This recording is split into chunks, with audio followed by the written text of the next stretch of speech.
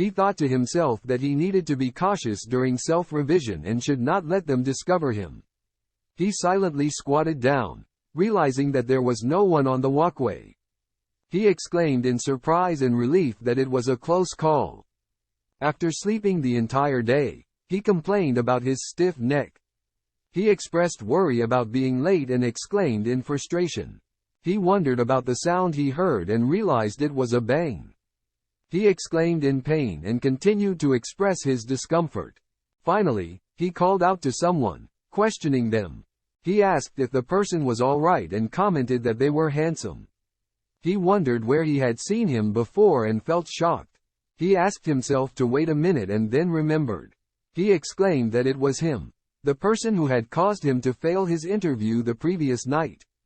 He described the person as kind and innocent and expressed uncertainty about not knowing. He noted that the person's voice was the same as the guy from the previous night and was confident that he couldn't be wrong. He asked the person to wait a minute and mentioned a bar in the downtown area. He told his boss to take a look at the newly hired employees, stating that they were all specially picked. He cursed under his breath, realizing that the boss was approaching him. He internally hoped that the boss wasn't planning to make things difficult for him. He questioned if the person in question was one of the newly employed staff and reluctantly confirmed that even those hired for miscellaneous work were carefully chosen. He overheard the boss ordering to sack her, expressing surprise that the bar had an underage employee. He urged the others to quickly remove her from the situation. He sarcastically praised the boss, stating that he was too upright. He addressed the girl, telling her to comply with the boss's instructions. She refused, expressing her frustration about giving up a job she had found through her own efforts. She accused them of being over the top and was about to say something else before being interrupted. Someone warned her to be silent and referred to her as Little Beauty, cautioning her that speaking carelessly could lead to misfortune. He then warned her that he was not someone she could mess with. They were informed that they had no choice but to obey the orders from higher authorities. It was mentioned that the salary for that day would be paid, but they were not required to come back from the following day onward. The person referred to the kid as a headache and wondered who had chosen her. They were told to leave and not return. They expressed frustration, thinking about the events of the previous day, and had a strong desire to confront the person. They were advised to step back. They expressed surprise at unexpectedly meeting the person that day. They exclaimed in relief, realizing that it was a close encounter. They asked if the person was the new intern teacher. They commented on the difference in their outfit compared to the previous day. They mentioned that if it weren't for the person's voice, they wouldn't have recognized them. They were surprised to learn that the student who often skipped their class actually knew them. They mentioned that the person was popular in their school and recounted how the students would talk about the teacher's handsomeness and gentle nature. They chuckled at the thought that if the students knew the teacher was actually a bartender, it would be a surprise. They warned the person not to come any closer. They laughed mischievously. They heard a thumping sound and raised the question of whether the person would be able to continue being their teacher. Finally, they asked the person what they wanted. They assured the person not to worry, stating that they wouldn't use something against them for blackmail. They then made a request, asking for their job to be given back to them. They repeated their plea to have their job reinstated. They let out a sigh of frustration. They questioned why the person had to work in a place like that and expressed doubt that a wealthy individual could understand their situation. They asked if the current situation was related to the person's business. They heard a ringing sound and pushed someone away. They exclaimed in surprise upon seeing Mr. N walking down the hallway and noted that they had seen it as well.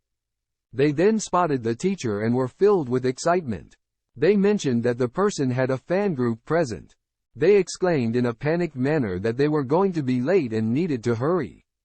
They realized that if they didn't hurry, it would be too late. They called out to their classmates, asking them to wait a minute because the class wasn't finished yet. They expressed surprise and excitement upon seeing Teacher N. They mentioned that the exit was not over yet. They called out to the teacher and asked for their help, stating that the question was difficult. They worriedly exclaimed that they wouldn't be able to make it. They made a curious sound upon hearing something. They quickly took off and commented with a mischievous tone that crossing the wall was even faster. They exclaimed with surprise that the school appeared splendid but didn't have anything valuable to offer. They called out to someone, demanding their attention. They made a sound to clear their throat. They hinted that the person would accidentally fall for them. They questioned if they had seen something incorrectly. They expressed confusion. They warned the boss about their head, telling them to watch out. They let out an exclamation of surprise. They lifted something and exclaimed in pain. They called out to the boss, asking if they were okay. They secretly wiped away tears. They expressed their dissatisfaction, describing it as horrible. They advised the boss to let it go. They wondered where the person with pink hair had come from and complained that they stepped on them without even apologizing. They requested to pull back from the situation. They stated that the most embarrassing thing was losing face in front of their subordinates. They mentioned that the lady was known as the most notorious devil in Ching Lin Middle School. They expressed a sarcastic, "Humph," in response to the description. They urged the boss to let the matter go. They pleaded with the person not to leave. They recounted an incident from the lady's middle school days, where she had managed to handle 5 adult males by herself. They laughed sarcastically. They asked who else had a similar reputation. They took deep breaths, indicating exhaustion. They expressed frustration that they were still late despite their efforts. They attributed it all to a specific person. They apologized to Auntie Wong, acknowledging that they were a little late that day. Auntie Wong reassured them, saying not to worry and that attending class was the most important thing. She told them to take their time and that it was okay. Auntie Wang's kindness led to her hiring me to work here, and being punctual is an important rule to follow. I exclaimed in excitement that I had finished washing. I noticed that Auntie Wong was impressed with me. I introduced myself as Xiao Mi, a 17-year-old. I explained that due to certain circumstances, I had to spend all my time working to earn a living, aside from attending school. In the morning, from 5:30 a.m. to 7 a.m., I delivered milk and didn't even have time to comb my hair. In the afternoon, from 11 a.m. to 2 p.m., I worked part-time at the cafeteria, serving customers at table 22. At night, from 8 p.m. to 11 p.m., I washed dishes at the bar. Suddenly, Auntie Wang's phone vibrated, and she answered the call. I asked what had happened, and she informed me that my mom had called and said that there was an accident at home. I felt a shiver and heard a loud noise. I informed Auntie Wong that I would leave at that moment and promised to return her attire the next day. Auntie Wong cautioned me not to rush and to be careful. I started to pant heavily. She reassured me by saying, "Xiao Mi, don't be afraid. It's like always. Auntie Wong tends to exaggerate things." She expressed confidence that my mom would be fine and reassured me by saying, "Ha, ha, everything will be all right." She encouraged me to be strong and not to cry. I continued to pant heavily. I tried to calm myself down and took note that at least the door was closed. I continued to pant heavily. I pushed open the door and called out to my mom, "Mom?" My mom recognized my voice and called out my name, "Xiao." "Xiao Mi?" She confirmed that those bunch of people had come again. It was mentioned that the last few hundreds we had been scratched away. Someone knelt down and emphasized the importance of prioritizing safety. It was stated that part of the wages had been received the previous day and that it should be sufficient for now if we were thrifty. It was acknowledged that Xiao Mi was capable. There was a shining sound, followed by an exclamation of surprise. When the idea of handling the money was brought up, someone expressed reluctance, stating that keeping it with them would be safer. Another person responded with a disapproving sound, indicating disagreement. They firmly stated that they were worried about entrusting the money to the other person and believed it would be safer to keep it themselves. There was a sound of discontent, possibly a humph. It was suggested to stuff the money somewhere, and then a statement was made blaming the mother for their current miserable situation. This was followed by sobbing sounds and someone calling out, "Xiao Mi."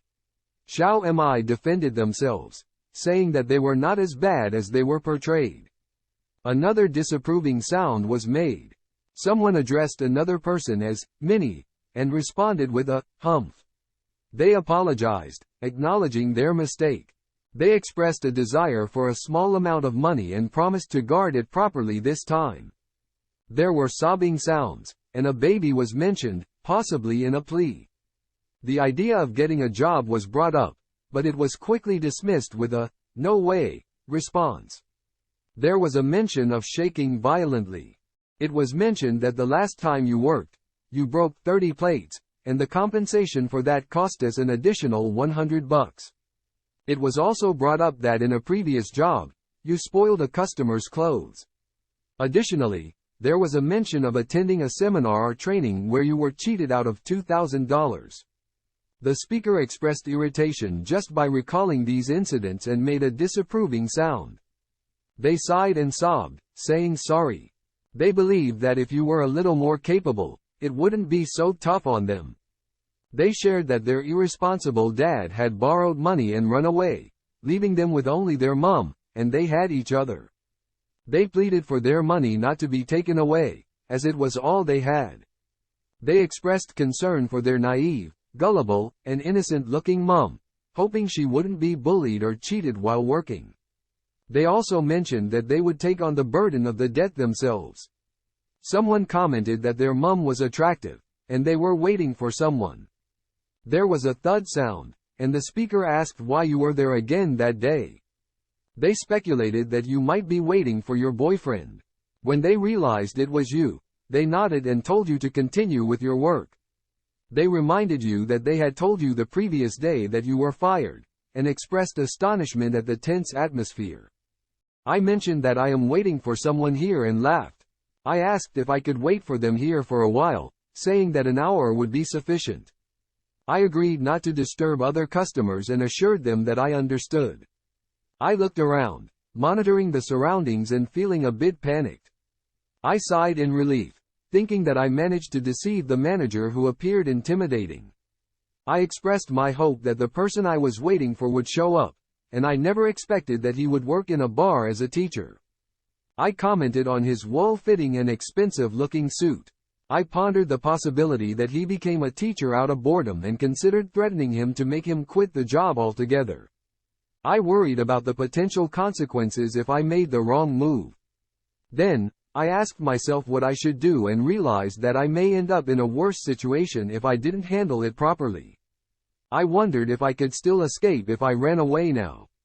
There was a thumping sound. Mi was told that this is not a place she should visit. It was mentioned that the teacher is present. Mi questioned if it is a suitable place for a teacher to be in. The person addressing Mi, possibly teacher in, acknowledged that they are aware of Mi's situation but emphasized that this place is not suitable for her to work. Mi pushed back, stating that since the person knows about her situation, they should understand that she needs this job. Mi expressed that she only wants to find a job to earn money and that what the person does at this place has nothing to do with her, and she won't interfere. There was a cracking sound. The boss was called upon, and someone pleaded with them not to do anything at that place. It was mentioned that Mi is still a young girl, and since they still need to open for business, any violent scene is unwelcome as it is considered inauspicious.